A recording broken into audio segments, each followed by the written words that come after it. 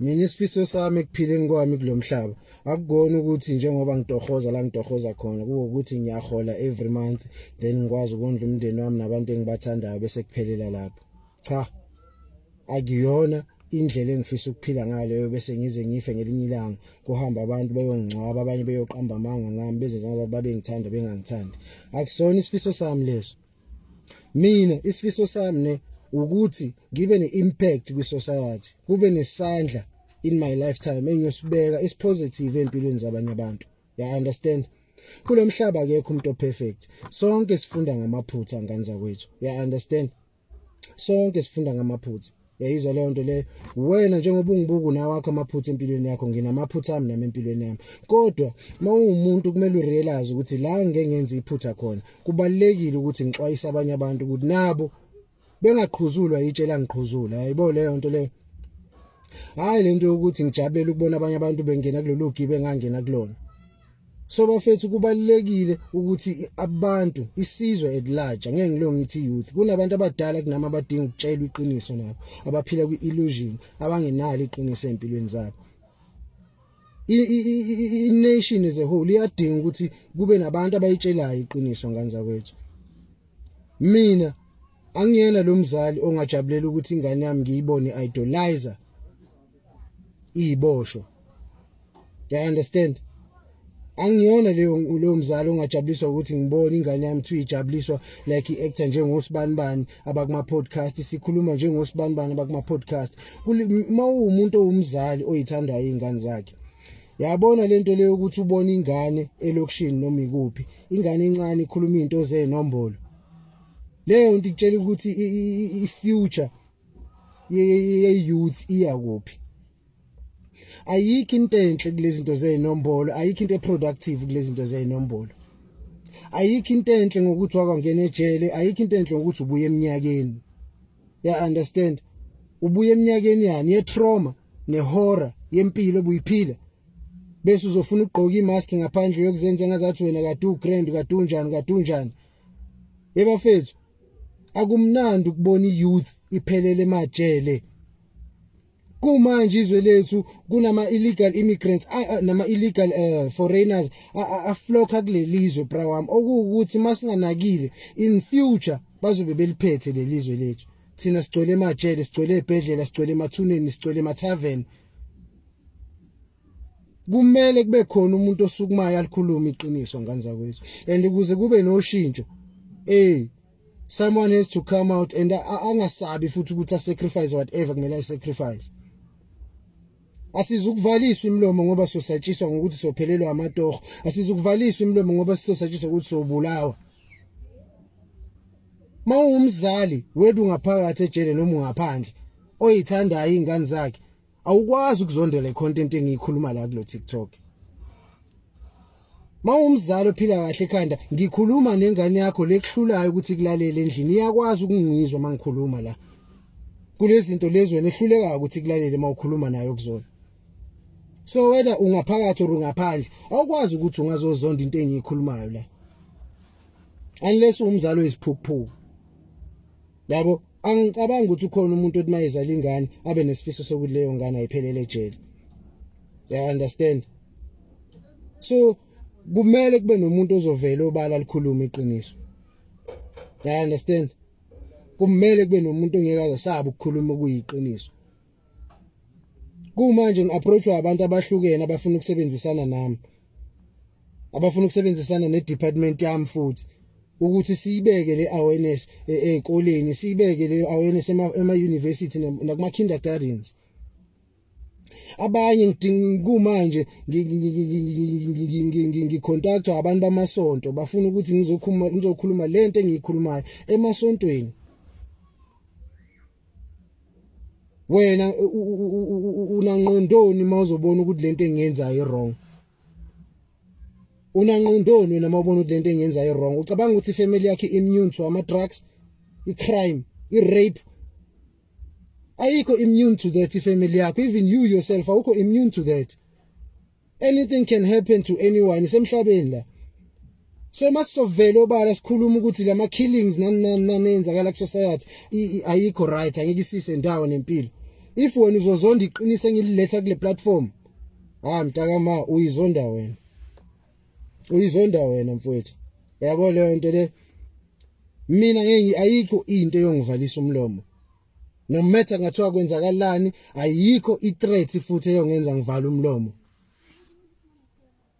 ayikho i-threat mina yongithusa ngivalisa umlomo you understand sengife so many times you understand sengife so many times la empilweni ngicindezelwa ngacindezelwa mina kuphela ngicindezelwa nesizwe sami nabantu bami you understand kube kungaqali ngami futhi kube kungagcini ngami but ekugcineni iqiniso kumele kube khona umuntu ophumayo alikhulume ngani zakwethu nina enisakhula eniseyikoleni makubo from kindergarten to university whatever high school secondary nina idolize crime mani ngakwazanga ungilalela nangizwa la niyo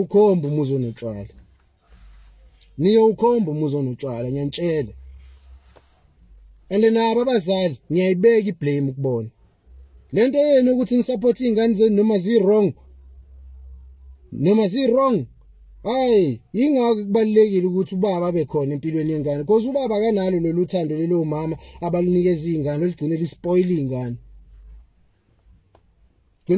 ingane kuyadingeka sometimes ukuthi umuntu umnikeze tough love ndoda yayibona leyo nto le abanye abantu abezwa mosakhuluma kahle nabo kumele uzuqinisizwe noma uphakamise isandla ukuzalalele so nengane ezalayo kudingeka lokho yayibona leyo nto lento le ukuthi nizophempara ingane ninapkelise niyishield noma zi wrong hayi bafethu no yiyo lento egcwalisa amajele kangaka yiyo lento yokungakwazi ukukhuluma iqiniso yayizo lento leyo ene nemndeni eminingi la ngaphandle ayihlangene ayikho united ayithandani ngenxa yokungakwazi ukuface iqiniso so abanye bethu asizukushendeza ngani zakwethu sovela kulama platforms silikhuluma iqiniso noma athiwa yini eqhamukayo angeke ngisabe mina ukuyimela if ngikwazi ukulikhuluma iqiniso kulama platforms kumele ngikwazi nokumela ama repercussions akhona kumele ngifunde futhi ayina kumele ngifunde mina ngiyakwazi ukuyimela engiqalile eqalwe yimi ngiyakwazi ukuyimela mina so namanye ngiyasho bafethu icrime akusinto ngayi-idolize ijele akusinto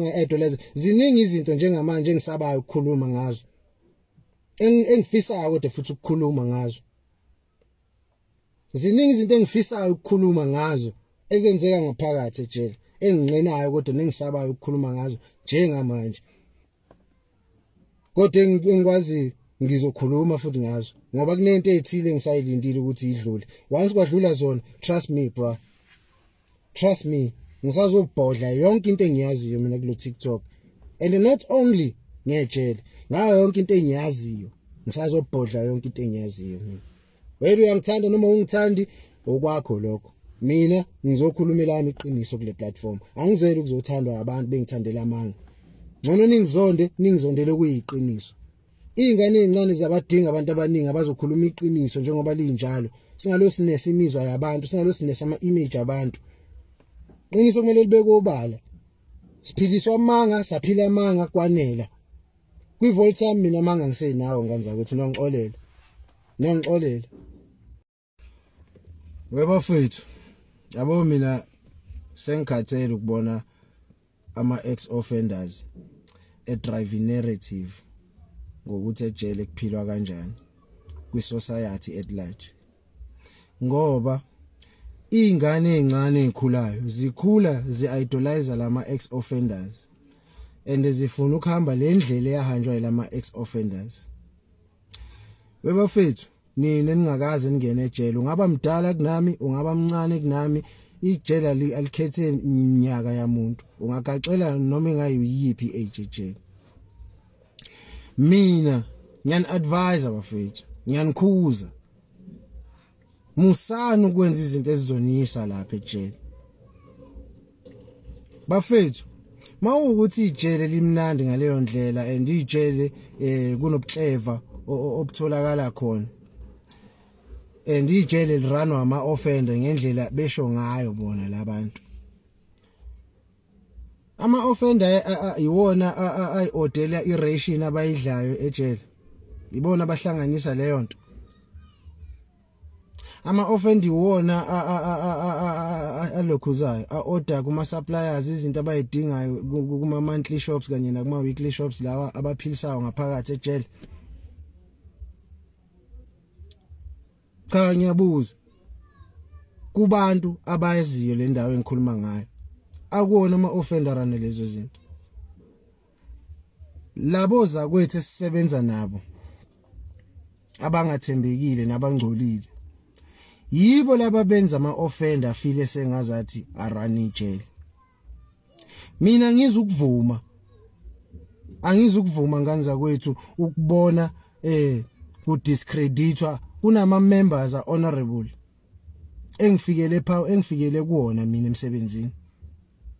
Mina emsebenzini ndoda ngifikele kobaba Nxumalo, oMabizo, obaba uMagwaza, obaba Ndawonde, obaba Mahang, obaba Mahayi,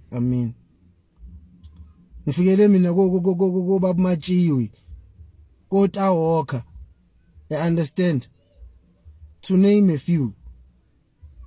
Angikwazi ukubona imisebenzi nama efforts alawo maGrootman engiwamentionile la afike nami angembatha mangifika emsebenzini oRamza, you understand, oBraj, uRahul. Angikwazi ukubuka ama efforts alabo bantu mfethu abasebenze kangaka mfethu ejele nabasifundise okuyikona masifike ejele.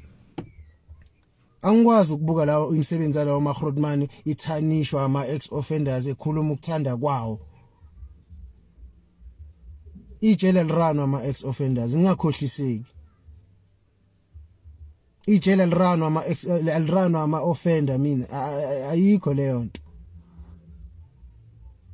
Bakhona abantu abakhohlakele kuyo yonke indawo.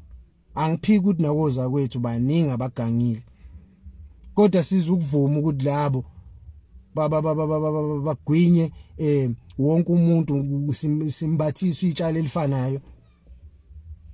Hoy, ayikho into emnandi ejele, niyogula nife.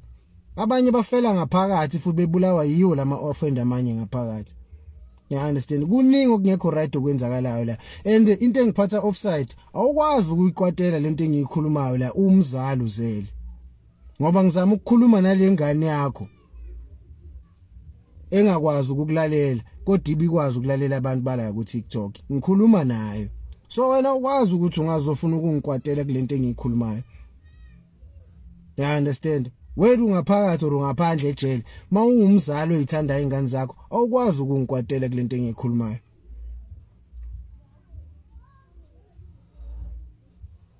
So nje igang ingaphandle yonke, no matter the age, dlalela kude nezinto ezizokufaka ejele. Thina sisebenza ngaphakathi ejele. Ijele linamandla okulimaza umuntu osebenza khona.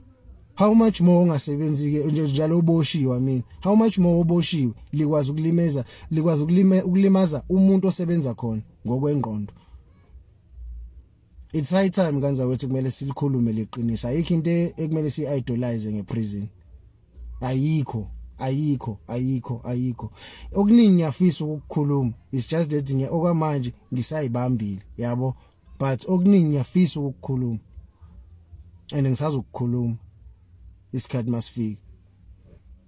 I public kumele ilazi iqiniso bafethu, asiyekulosikhohlisa abantu.